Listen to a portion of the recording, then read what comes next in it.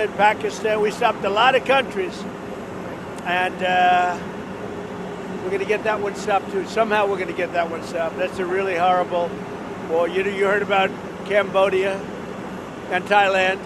We got that one done. We got the Congo, which was going on for 31 years. Rwanda, that one's done. We stopped a lot of wars. This is the one we seem to be, this should be the easiest to stop, and it's not. I mean, Rwanda and Congo were going on 31 years, and I got it stopped. 8 million people dead, at least. That's what they have, but I think the number's much higher. And the leaders of each country, Rwanda and the Congo, they were great. They were great. Moments ago, zooming in as well. So it does appear this may get underway here shortly, as I shared before the break as well. This was slated to start just about 15 minutes ago at this point here. But once it does begin, we're going to bring it to you uninterrupted, as we always do when we hear from President Trump. And I'll put up a box on your screen so you can continue to monitor this as well. In the meantime, I do want to head out to New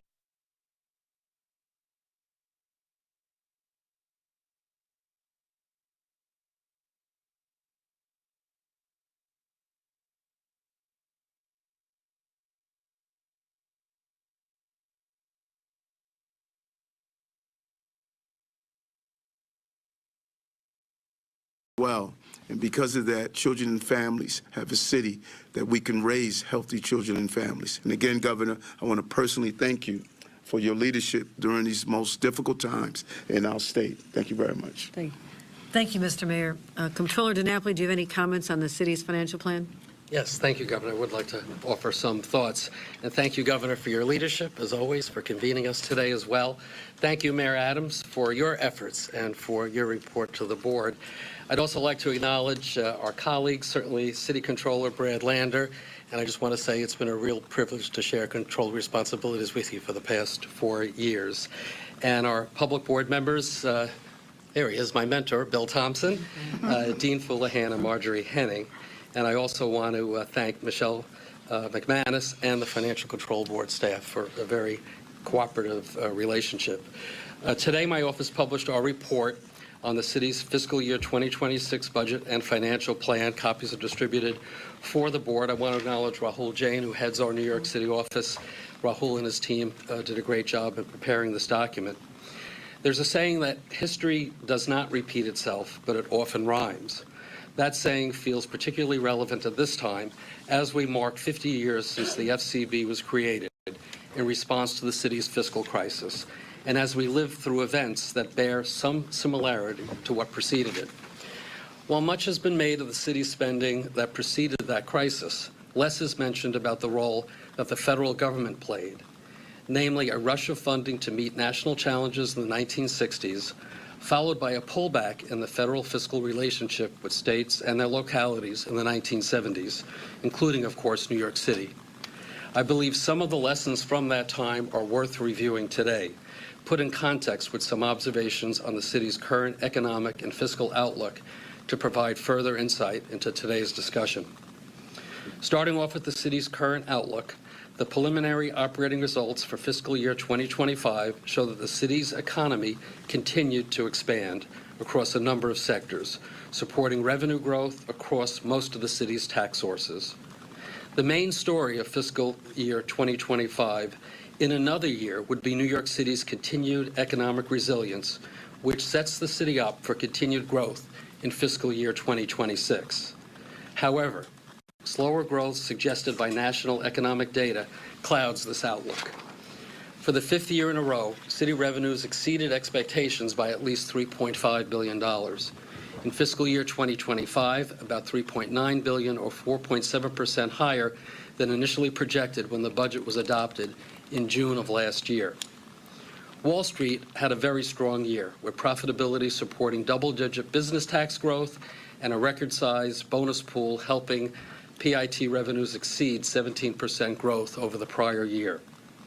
Concerns over prolonged property tax weakness have also eased as the commercial real estate market has stabilized a bit, especially compared to other large cities, and residential property values continue to strengthen. Tourist numbers, as the mayor noted, were also nearly fully recovered in calendar year 2024, aiding continued growth in sales and hotel taxes. City revenue projections are now $7.9 billion higher for fiscal years 2026 through 2028 than when this board met last year. Greater than expected revenue has been a critical factor in helping to close budget gaps, especially as the city has needed to find ways to pay for recurring programs funded with one-time federal COVID money. However, as the city has revised projected growth rates upward to reflect recent trends, we may begin to see a smaller margin between projected and actual revenues, meaning fewer resources to manage a rise in unplanned costs. In addition, while revenue growth exceeded expectations, the city did not add to its rainy day fund, instead adding new discretionary spending in fiscal year 2026, a reminder that the city still needs a standardized policy on the funding and use of its reserves. The potential for slowing economic growth and narrowing revenue margins brings city spending into greater focus. On the spending side of the ledger, a substantial drop in the number of asylum seekers in shelter provided the largest source of fiscal savings in fiscal year 2025. This trend is projected to continue in fiscal year 2026, one factor that helped the city balance the fiscal year 2026 budget. These savings at fiscal year 2025 were offset, however, by the usual items that the city under budgets in its financial plan, including public assistance, rental assistance, subsidies to the MTA, and overtime, to name the most significant expenses that do not align with spending trends. These costs remain underfunded in the fiscal year 2026 budget and the out years of the financial plan, and this should be remedied. There are also more difficult to quantify costs that will hinge on how the city executes on its plan to manage these programs, including the potential expansion of city FEPS and the school class size mandate. All right, listening in there to officials in New York as they were attending. Chairman of the Board of the Kennedy Center, Donald J. Trump.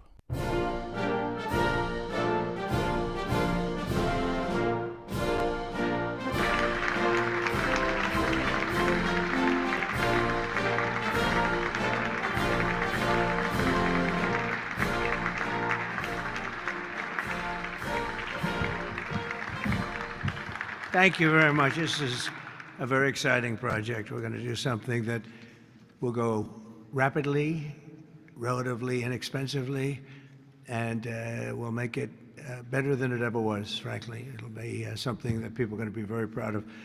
Along with, in the bigger picture, a place called Washington, D.C.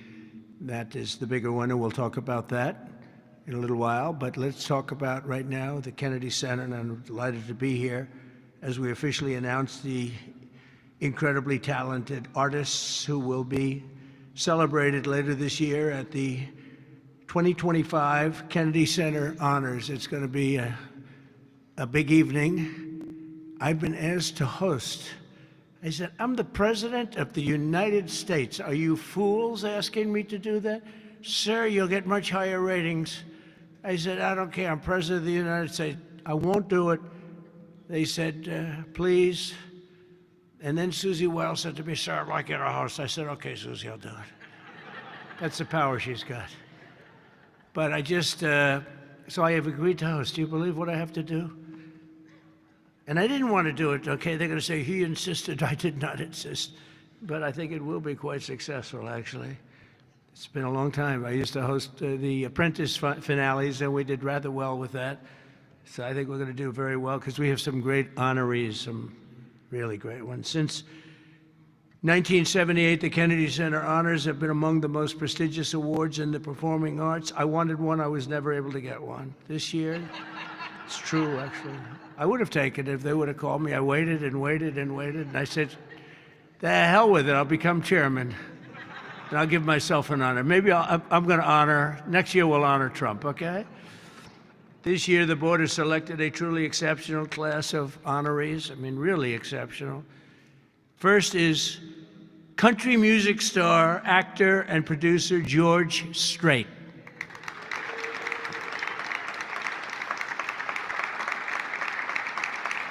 Great.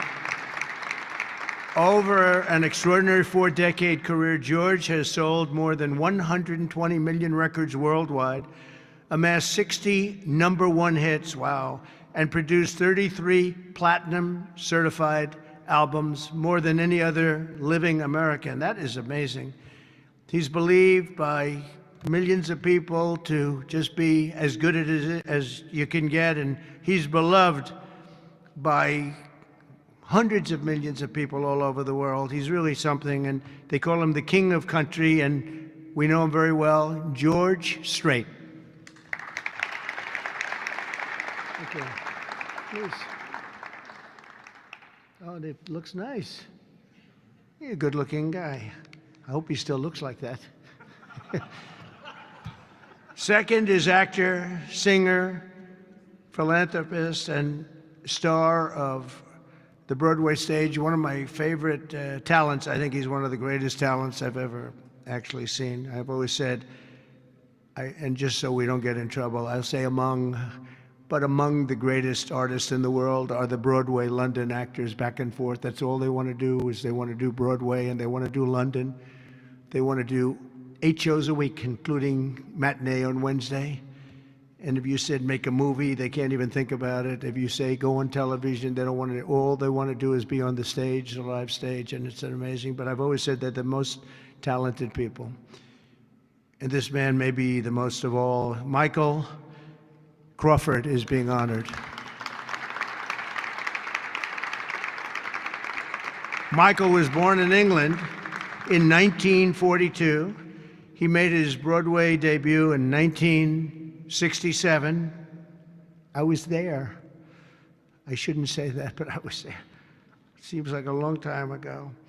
And he became an international sensation in the 1980s for his original portrayal of the Phantom of the Opera, one of the greatest ever, ever, ever, ever. You don't see him like that very often. Winning him the esteemed Tony Award for Best Actor in a Musical. He's won so many awards. Michael is truly a generational talent, had a voice that was unbelievable. It was unbelievable. There's never, I don't know, it's Luciano Pavarotti had a very different voice. The power was incredible, magnificent. Michael had a different kind of a voice. These are just unbelievable talents. But Michael is very special and one of the greatest roles in the history of Broadway. And nobody did it like him. Michael Crawford, thank you very much. Great guy.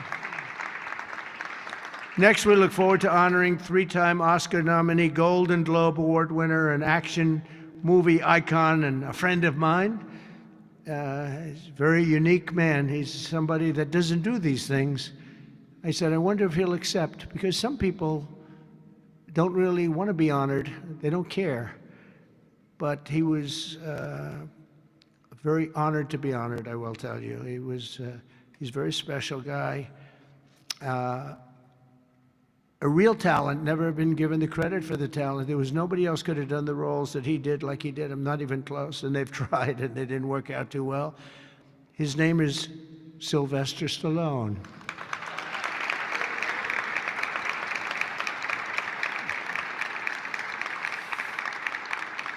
So it's very few, almost, if any, people that could have taken a name and made it so incredible, like Rocky, Rambo, Creed, and others. But think of it, Rocky, Rambo, if you did one, you're good.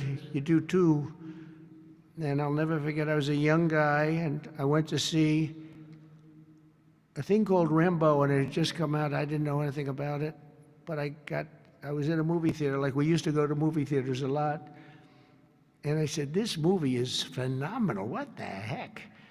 And that turned out to be a monster. Rocky is Rocky. I mean, the way that happened, you know, Sly had no money, nothing, and he went around, and everybody wants to do a boxing movie. It's the most, you know, probably more than any other type of character, boxing, always boxing. It's so great. And there's rarely been anything like this one. John Voight did a great one, as you know. Champ, great. I think that was right there, too. John Voight's a phenomenal person, phenomenal actor. But Sly came in and he had no money. He wrote a script along with thousands of other people writing scripts on a boxer. And for some reason, a studio picked up this and liked it. And Sly he's in an old car that he came in from Brooklyn or someplace in New York, but I think Brooklyn. It barely made it to California. He was sleeping in the car. I mean, he had nothing. And he wanted control over who the actor was going to be, because he said it can't be successful if you're going to pick a movie actor with a bad build, okay? A nice face, but a bad body. And he said, I can't have these guys, because he's a tough cookie, and he knew exactly what it took. He knew what a boxer's body was. So they brought him one, and I won't tell you who it was, but it was a big name, but the chest wasn't exactly what you need. One shot, and your heart would pop out. That wasn't too good. Then he did another one. He was fat, sloppy, but had a good face. Then he did another one, and another one, and another one. And he turned it down. He wouldn't take $1 million. He wouldn't do it. And it turned out that when they saw him, they said, you know, you'd be actually pretty good for this role. And he had never done this before, anything like it. But think of it, he turned down $1 million. He had nothing. He refused to let somebody else play. He didn't want to play it. He wasn't originally, he did it as a writer. But he ended up playing it because he couldn't find anybody else that fit the role. And who knew what would have happened? He's become a legend of the silver screen, a true legend, and he's a great guy. He's a little bit tough, a little bit different, I will tell you. He's a little tough guy. But he's a phenomenal person with a phenomenal wife and family. Incredible wife, incredible family. His film's grossing more than $7.5 billion, which is either a record or very close to it. I can't imagine anybody doing more. If you add up Rambo and Rocky and these others, I can't imagine anybody doing much more. 7.5 billion worldwide over the course of 6 decades. And Sly is a pillar of the really American pop culture and a Hollywood superstar like few others, and one of the biggest names on the Hollywood Walk of Fame. In fact, the only one that's a bigger name on the Hollywood Walk of Fame, they say, is a guy named Donald Trump. I'm on the Hollywood Walk of Fame too, if you can believe that one. But he's amazing. He's really amazing. And he's actually a great actor. Fourth will be together celebrating one of the most revered singers of the American disco era, Gloria Gaynor. Best known for her chart-topping 1978 hit, I Will Survive. Gloria won the 1980 Grammy for Best Disco Recording, and her song was inducted into the National Recording Registry in 2016. 4 decades later, Gloria won a second Grammy in 2020 for her gospel album Testimony, which is incredible. Truly a historic achievement, not only in terms of the years that have gone by to be great that long, but to have the two top of anything in that span of time, and with that kind of period between is pretty amazing. But I will say that I Will Survive is an unbelievable song. I've heard it, you know, like everyone else here, thousands of times. And it's one of those few that get better every time you hear it. And nobody can sing it like her. And that's an honor. So, Gloria Gaynor, thank you. Thank you very much. And finally, we'll be honoring one of the greatest rock bands of all time, Kiss.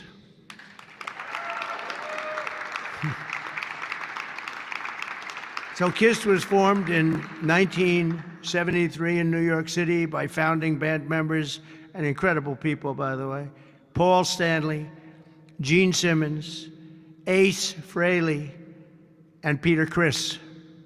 Kiss became a global phenomenon sold more than 100 million records worldwide and produced 30 gold albums and lots of other things they produced. They made a fortune. And they're great people, and they deserve it, and they work hard, and they're still working hard, and it's an honor to present Kiss. Thank you very much. Got it? Yeah. Thank you. And they're going to do something very special. Kiss is going to be here on a little bit before the show. I think they're going to do something very special. We're going to have a good time. The 48th Kennedy Center honorees are outstanding people, outstanding group, incredible. We can't wait to celebrate the Kennedy Center. Hey, what's up, honors. Timothy? How you doing? It'll be in December. It'll be on CBS. In a few short months since I became chairman of the board, the Kennedy Center, we have completely reversed the decline of this cherished national institution. It was being run down.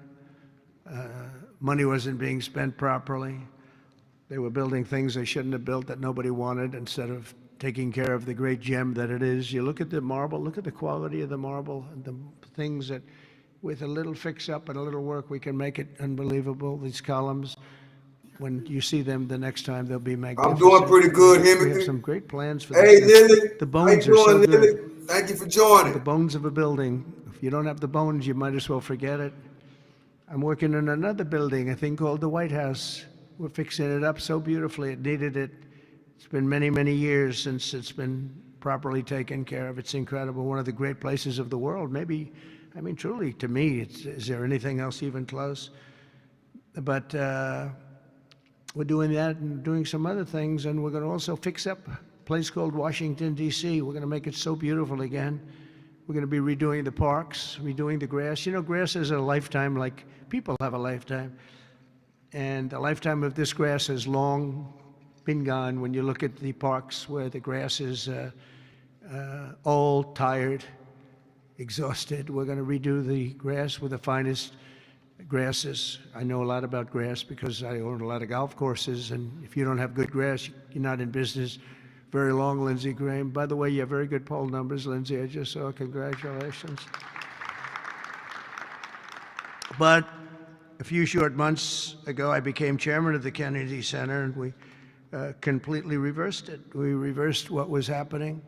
We ended the woke political programming, and we're restoring the Kennedy Center as the premier venue for performing arts anywhere in the country, anywhere in the world. This has the potential to be anywhere in the world. We're going to make it something that people can't even believe. We have some unbelievable plans, and ultimately it's about the talent you get, though. You know, you can have a beautiful building, you can have nice marble walls, you can have nicely done columns, as I was saying, but if you don't have the talent on the stage, and we're going to get the best talent in the world. To that end, the world-renowned musical Les Mis had a phenomenal 5-week sold-out run this summer. It beat projected revenues by 35%, and we've raised over $10 million in private funds from a lot of generous donors, and we closed the $26 million budget shortfall that they had for before we got here. And with the help of Congress, we secured the critical funding necessary to rebuild the building, and we're going to get all brand new, highest level seats, magnificent seats, and it's going to be all new. We could have taken the existing ones and do a little paint job, a little fabric, but it's not the same thing. So we'll be taking out next season. All of the seats will be taken out. The room is being completely rebuilt, and I just want to thank the Republicans in the Senate, headed by Lindsey. In that case, Lindsey was she's a big fan of this building, and they got a record $257 million that's going to go toward renovations that the building really needs, and all of the exterior is going to be incredible. It's going to be exciting. So I thank you very much, and thank all of your Republican senators. I don't think we had too many Democrat votes, probably. You never have. We don't have Democrats voting even for crime. But I shouldn't make this political, because they made the Academy Awards political and they went down the tubes. So they'll say, Trump made it political. But I think if we make it our kind of political, we'll go up, okay? Let's see if I'm right about that. But I want to thank the executive director for an incredible job. He's done great. He's been with me for just about the beginning, and everything he's touched has been good. He was on high intelligence. He worked in low intelligence and high intelligence. He did better with the high intelligent people, but he's been fantastic. He's the executive director, Rick Grinnell, for his work. Thank you very much, Rick. Unbelievable job. And as well as Lindsay and all the people that helped us in Congress, I want to thank, and the Senate has been incredible. By the way, Leader Thune has been unbelievable, and Speaker Mike Johnson. These are great people. What we're doing with the great big beautiful bill is you're going to see a whole different country. You're seeing it already. We're coming in where the trillions of dollars is coming in from tariffs from all over the world, from countries that took advantage of our country. They thought we were children. They took advantage of us for decades, and now the money is flowing to us, and we've become the hottest country anywhere in the world. But the Kennedy Center board members, many of whom I knew, and many of whom I put on the board, and it's as good a board as I've ever seen. And on the board also, and some people that are doing an incredible job. One in particular is Attorney General Pam Bondi. The job she's doing is incredible. Thank you very much. Long beyond the Kennedy Center. The Kennedy Center is the easy part. She's incredible, and you're going to see a big change in Washington crime stats very soon. Not the stats that they gave, because they turned out to be a total fraud. The real stats, the stats went through the roof. You know, they had a man that was forced to put up stats like they were doing better. They're not doing better. Crime is the worst it's ever been, but it started as of about yesterday. You see a big change, and people are feeling safe already. I've had so many calls, thank you, sir, thank you. They were afraid to walk out. They're not afraid anymore. And this will be like the border. We started off with millions and millions of people coming in from all over the world, gang members and people from jails. They were unloading their jails into our country. All over the world they were coming, drug dealers. They came from Africa, they came from Asia, they came from South America, Venezuela in particular. They were coming in, Trinidad, and the toughest people you've ever seen. And by the millions, and for the last 3 months, we had 0, 0, and 0. We had 0 people come in for 3 months. They respect our country again. That's the other thing. All over the world, our country is respected again. So I also want to thank the Chief of Staff, Susie Wiles, who's fantastic. She's done an incredible job. And Sergio Gore for the job he's done with personnel. Thank you very much, Sergio. Fantastic. In the coming months, we'll fully renovate the dated and the infrastructure of the building and make the Kennedy Center a crown jewel of American arts and culture once again. I think we'll bring it to a higher level than it ever hit. Actually, it hit a certain level, but we're going to bring it to a higher level than it ever hit. We have the right location, and soon we will be a crime-free area. This is going to be a crime-free area, by the way. You'll be able to go out. People tell me they can't run anymore. They're just afraid. And they'll be running again. We're going to have a crime-free. It's a big statement, because if one thing happens all year, Pam, you better be good, because they'll say Trump did not fulfill this. One person gets a little injured by somebody, they'll say Trump did not fulfill his promise. No, we're going to be essentially crime-free. This is going to be a beacon, and it's going to also serve as an example of what can be done. We have to get rid of this cashless bail nonsense. If you look at New York, Chicago, Los Angeles, which is so badly run. Los Angeles, they can't get the houses. They can't get the people their permits to build their houses. They're trying to rebuild their houses from the ridiculous fire that should have never allowed to have taken place. They should have had the water coming down from the Pacific Northwest, but they didn't do that. But they can't get the permits for the people that want to build their houses. But I want to thank Lee Zeldin, because the federal government has gotten all of their permits, which are much more difficult permits, actually, and had them literally within 30 days after the fire. Everybody had their permit. But you don't have the city and state permits. They got to get going. the governor and the mayor have to get going. It will just be a matter of time that we're going to do something that's going to be incredible. We're going to use the Kennedy Center as a big focus of it, and that's the 250th anniversary celebration that we're having. So it's 250 years. So we have the Olympics, we have the World Cup, and we have the 250th anniversary celebration, all in this administration, and it's an honor that we were able to not be allowed to do what we were illegally and what we were supposed to do, and that was we had a great election in 2020. We won the election by a lot, but it was a rigged election, and we had to wait 4 years, and we waited 4 years, and it's interesting because I got the Olympics and I got the World Cup. I can't claim that I got the 250th. That one's a big one, but I happen to be here. But I got the Olympics, I got the World Cup, and I said, the shame of it is that I'm not going to be president when it happens. And lo and behold, look what happens. We have some bad things took place, and now I'm going to be president for the Olympics. I'll be president for the World Cup, and the 250th is going to be maybe more exciting than both. It's a great celebration of our country. We're going to be using this building for a lot of the celebration having to do with 250 years. But as I said earlier, I'm determined to make Washington, D.C. safe, clean, and beautiful again. It's going to take place very rapidly. Be prepared. And a big part of that's going to include the Kennedy Center. So thank you very much. And I want to thank everybody for helping us. This is mostly the group right here they're young, they're smart, they're ambitious, they want my job. Someday one of them will probably have it.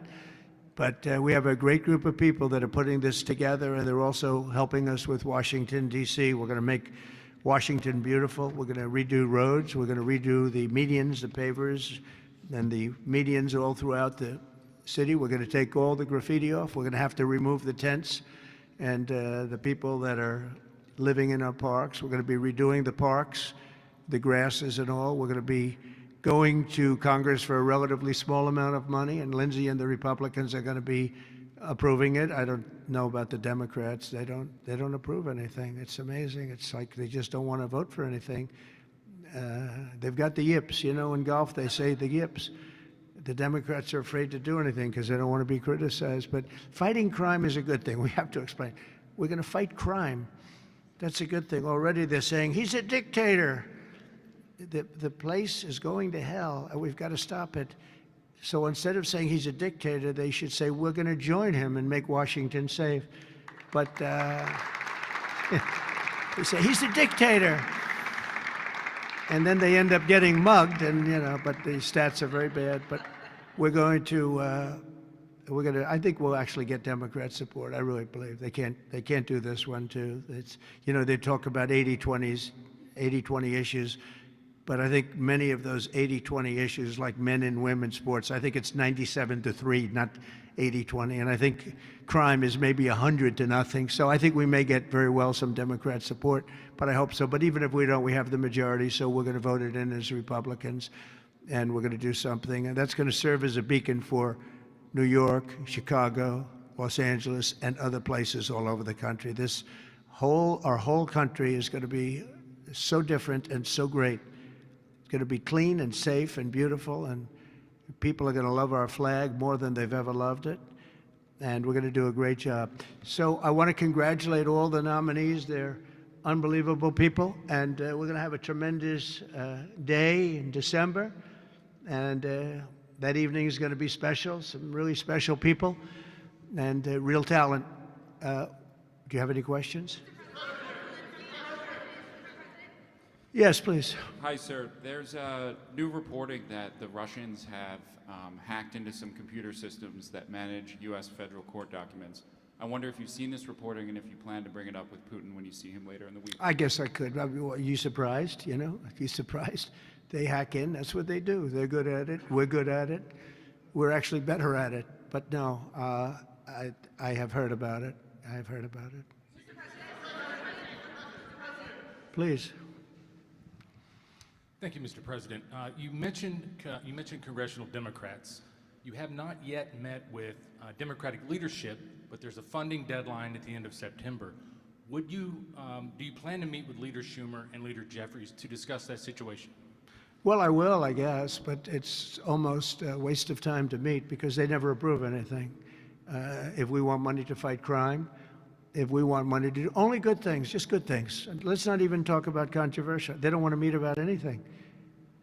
They really are. They're stuck. They don't know what to do. They have probably more, I would say more than half are sane, but they are led by insane people. And the kind of things that they're pushing are not something. We have a communist running for the mayor of New York, and I wish him well. I may have to deal with him. I mean, it's not even conceivable. It's not even conceivable that that could happen. And maybe he won't win, but he won the primaries by quite a bit. You know, shockingly, he won the primaries. So, and you see some of the people supporting him that truly don't believe what he's espousing. So, I mean, we will meet, but nothing's going to come out of the meeting. But here's the advantage we have is that we just passed a great, big, beautiful bill that had all the biggest tax cuts in history. No tax on tips, no tax on Social Security. Think of it. Think of that for the seniors. No tax on overtime. And all sorts of things. You go out, buy a car, you can deduct the interest payment. If you borrow money, you can deduct the interest payment from your taxes. So many things, but the biggest thing is, from a business standpoint, deductions. You know, that was tremendous. It's going to, our country is roaring. Our businesses are, you're going to see some numbers in 12 months when these factories are open. You know, we're opening up factories all over the world, all over the country, but that's all spreading to, I think we're spreading the wealth all over the world, if you want to know the truth. But we're opening them in this country at a level that we've never seen before. We've never seen. So they just don't want to prove anything. They just, we meet with them and they say, as Nancy Reagan said, just say no. They go, oh, just say no. They're afraid to approve anything. If we say, we want to stop crime in this country, or as an example, bail, we want to make it so that people, if they murder somebody, they're in jail. They don't get out on no bail. They say, we don't want that. We want people to murder somebody and they immediately are released and they go out and murder somebody else. It's a big problem, a tremendous problem. By the way, we're going to go for statutes in D.C. and then ultimately for the rest of the country where that's not going to be allowed. Because it was when they did the cashless bail thing that the numbers really started going up. In this city, in New York, in Chicago, in Los Angeles, no matter where they have it, the numbers went through the roof. So we're going to meet with them, of course. I'd like to meet with them. We're going to tell them all these good things, and they're going to tell us no. And then we're going to go out and we're going to vote it in by the Republicans, because I don't believe that anybody is capable of making a deal with these people. They have gone crazy. Go ahead. Thank you, Mr. President. Thank Your federalization of the police has a 30-day limit unless Congress acts to extend it. Are you talking to Congress about extending it, or do you believe 30 days is sufficient? Well, if it's a national emergency, we can do it without Congress, but we expect to be to Congress, before Congress, very quickly. And again, we think the Democrats will not do anything to stop crime, but we think the Republicans will do it almost unanimously. So we're going to need a crime bill that we're going to be putting in. And it's going to pertain initially to D.C. We're going to use it as a very positive example. And we're going to be asking for extensions on that, long-term extensions, because you can't have 30 days. 30 days that's by the time you do it.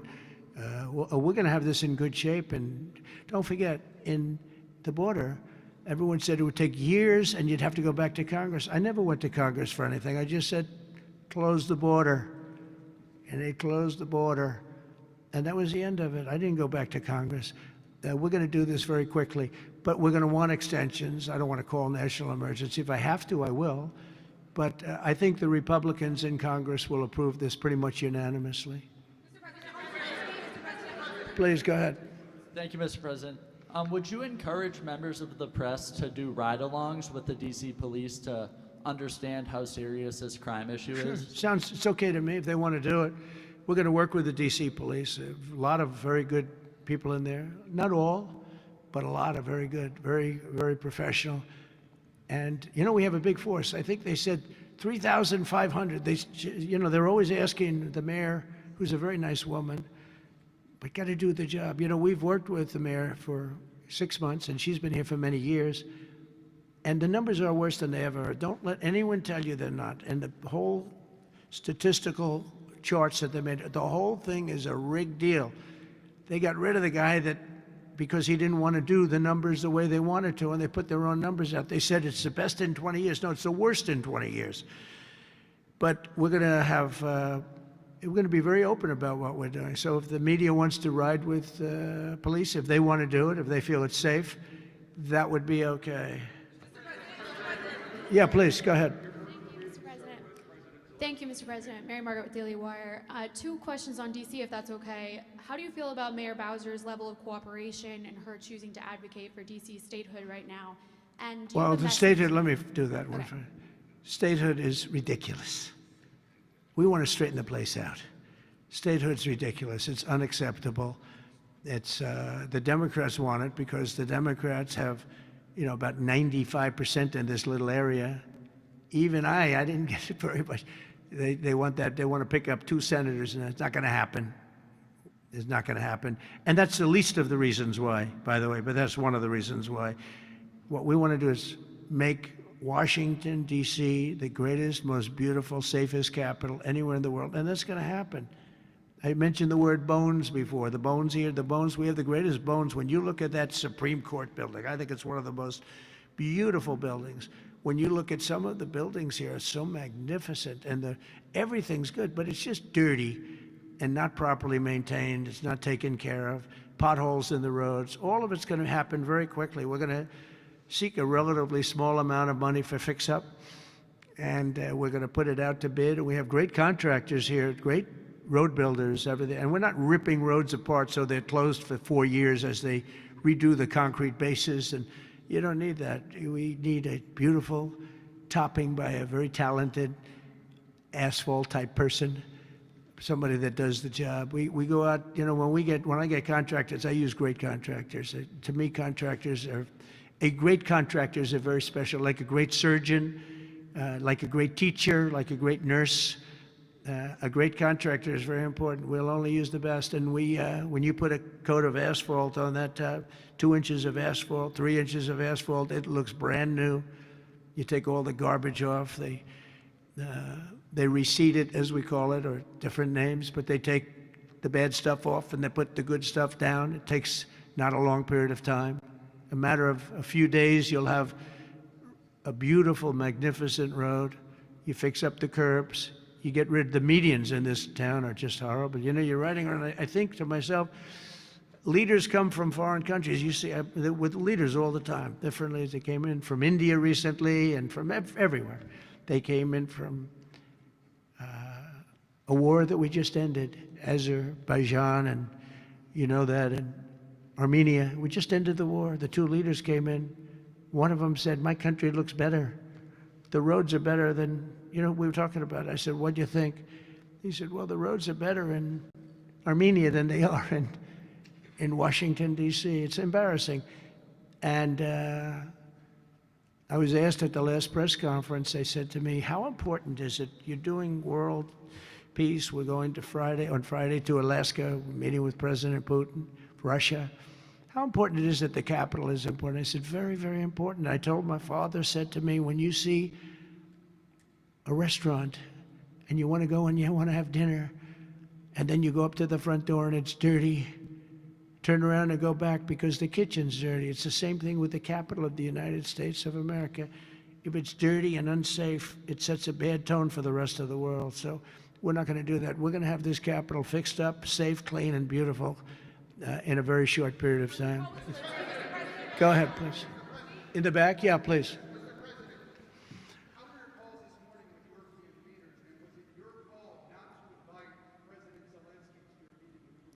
No, just the opposite. No. We had a very good call. He was on the call. President Zelensky was on the call. I would rate it a 10, very, very friendly. I know the leaders because I was at NATO, as you know. I took it from 2% to 5%. 2% that wasn't paid, 5% that is paid, which is trillions of dollars in defense capability.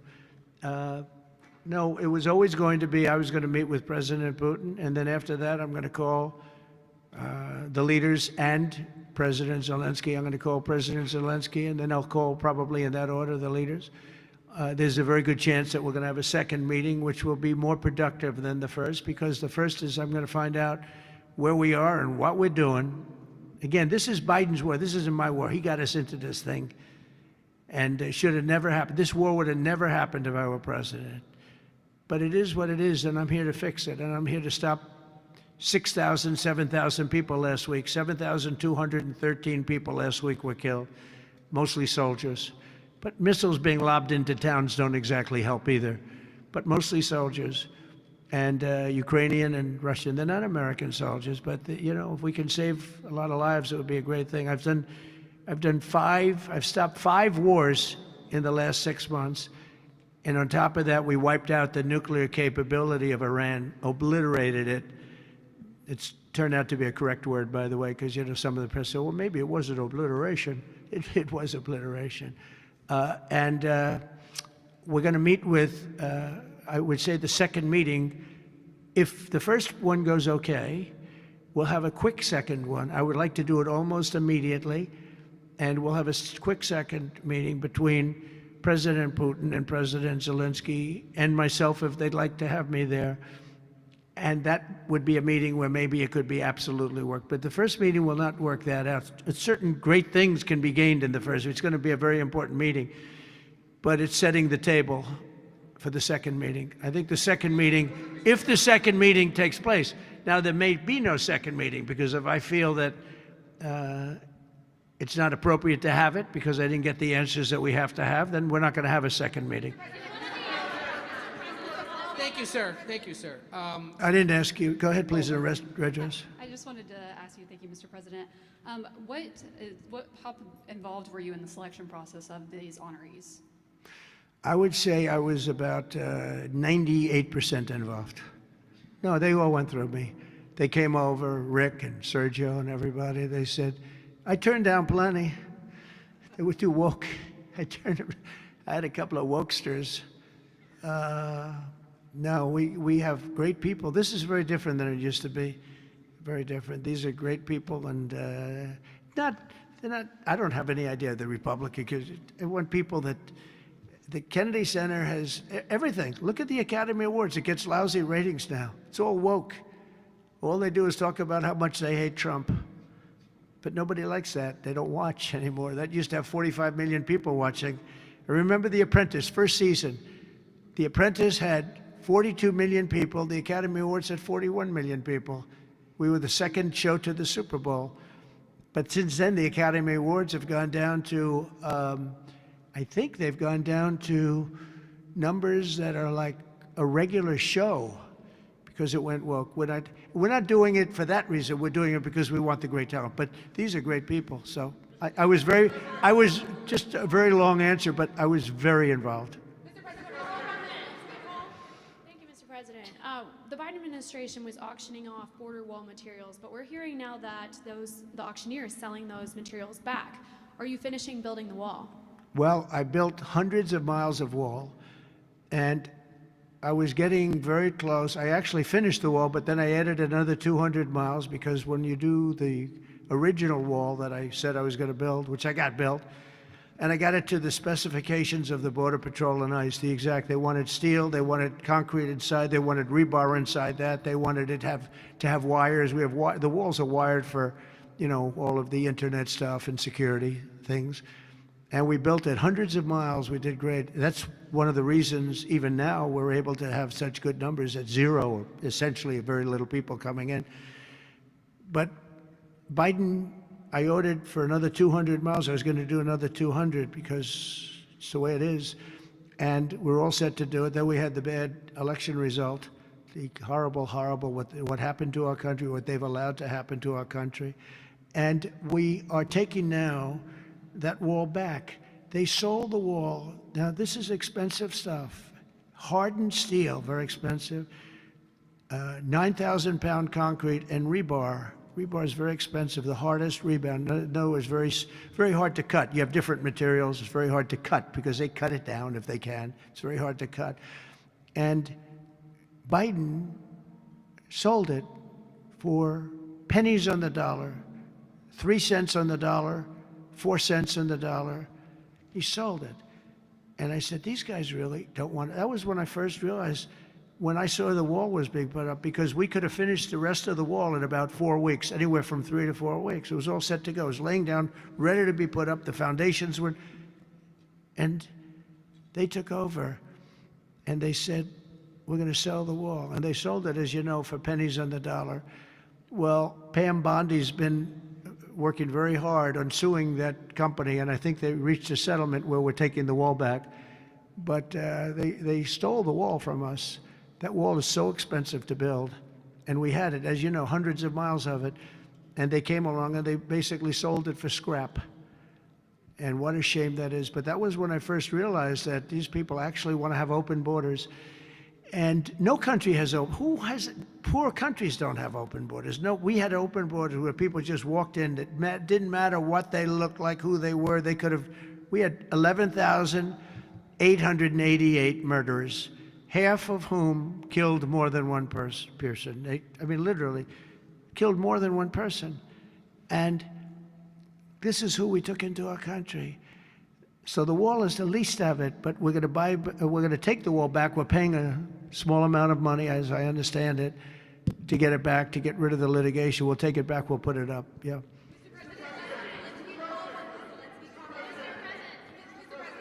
Go ahead in the back, please. I want to take it back to the Kennedy Center, if I can, just for a second, Mr. President. Sure. From what I understand, the Les Mis show exceeded everyone's expectations. Attendance, revenue, across the board. That's great. Do you anticipate future shows to basically do the same? I like that guy. Now, that's called a question, okay? And he's a great reporter, actually. Thank you very much. I appreciate it. Yeah, it did great. Les Mis did great, broke records, and was sold out and beautiful. And we anticipate a lot of that happening. There's a thirst for it. And especially when the crime is knocked out. You know, when we knock out crime, some people probably stay away from places like restaurants and other things. It ruins your whole fabric. It ruins your country. And when somebody thinks they have about a 25% chance of getting mugged, they say, let's not go to restaurants tonight. We're going to make it so that they have no chance of getting mugged. And it's going to happen soon. And yeah, we think we're going to have a lot of very successful evenings here. Please.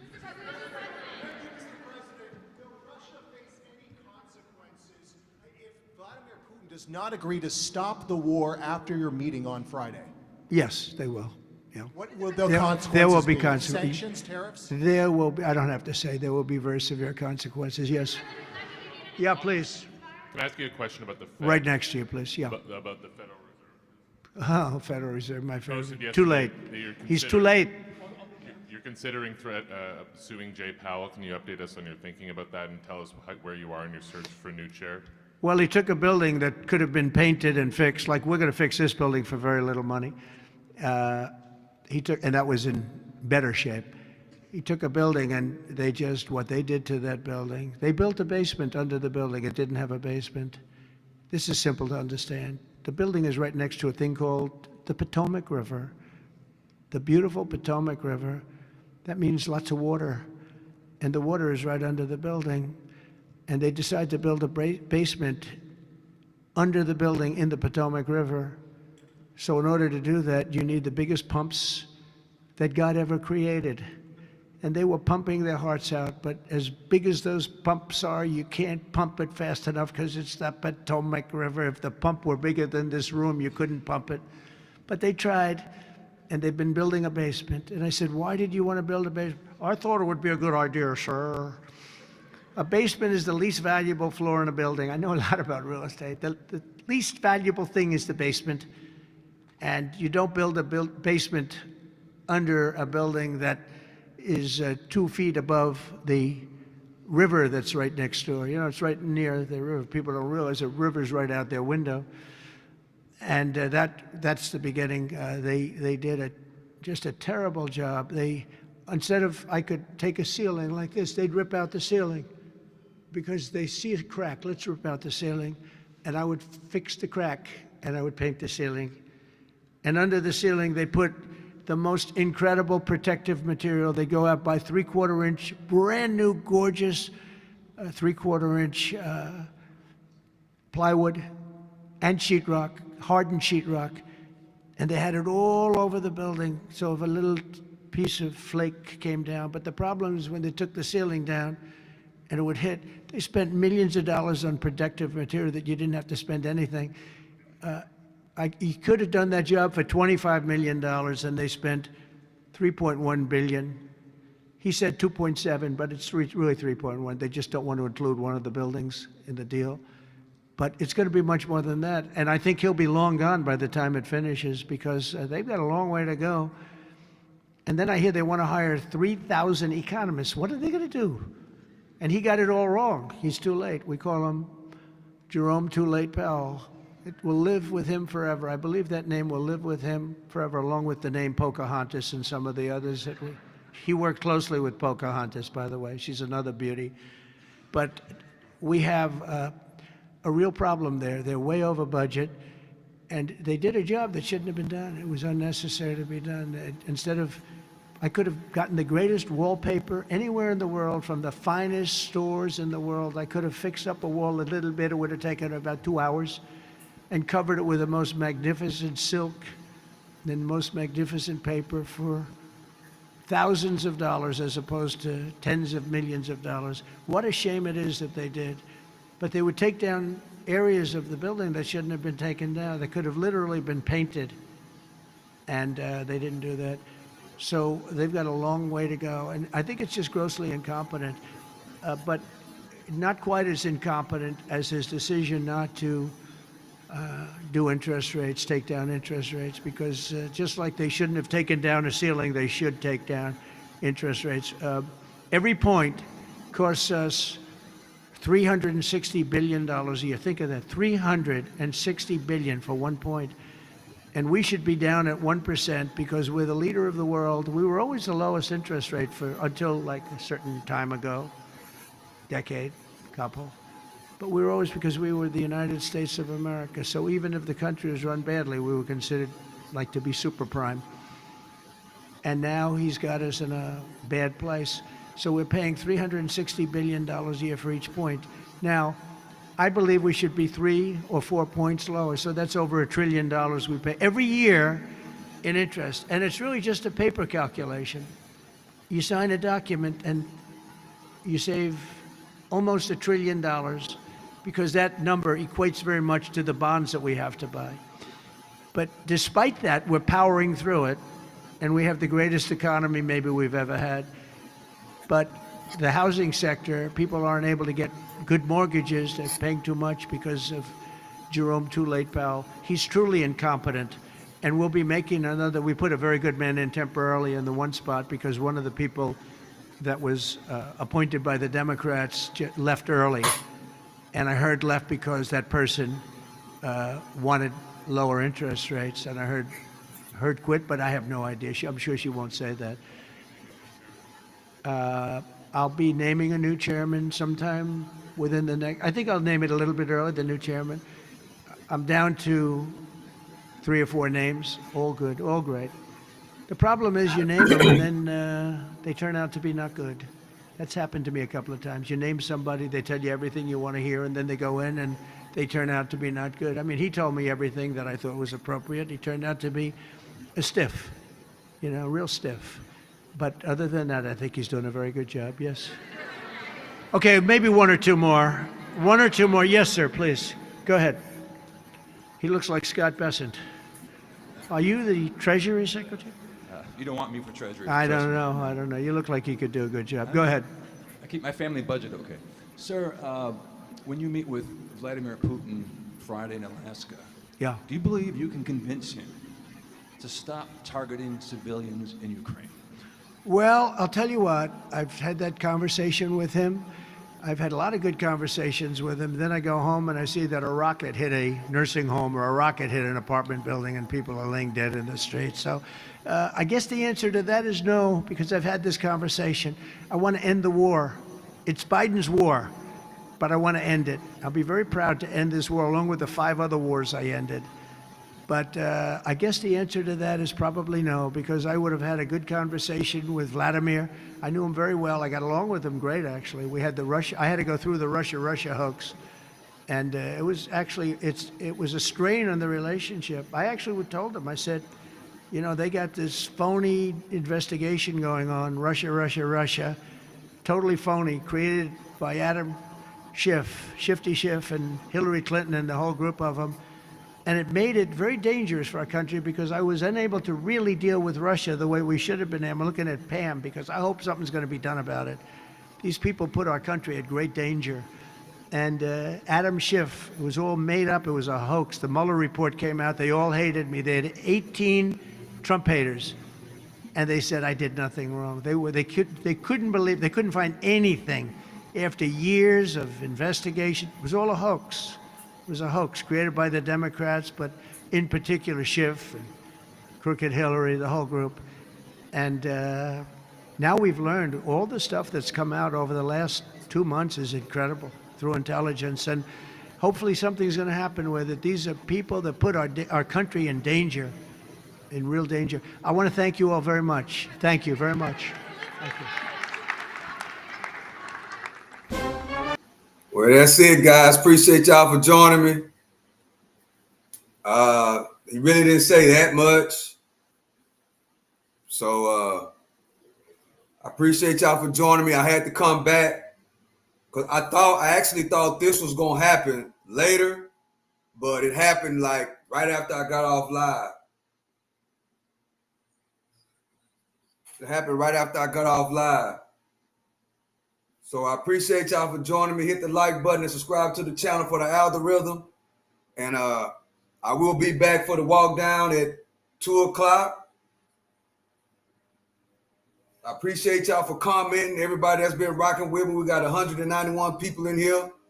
I appreciate every last one of y'all for coming in and joining the show. I had some things I had to take care of. That's the reason why I wasn't on in the beginning, because I actually thought this was going to happen later. So, you know, I had to bring this to the forefront to see what was going on, to let everybody know what's happening out there. Got to stay aware of what's going on. You got to stay aware of what's going on. So with that being said, I'm going to end it right here. I will be back for the walk down around 2:30 or 3 o'clock. Edmund. Hey, Edmund, how you doing? Hope you're having a great day. Hope you're having a great day. Well, it's about to be lunchtime, guys. I hope y'all enjoyed y'all morning. I hope y'all have a great lunch. I just got through eating my lunch, so I'm good to go. So I will be back around 2:30 for the walk down. So I appreciate y'all for joining me. Please subscribe to the channel and hit the like button. To the next one. I'll see y'all later. I'm out.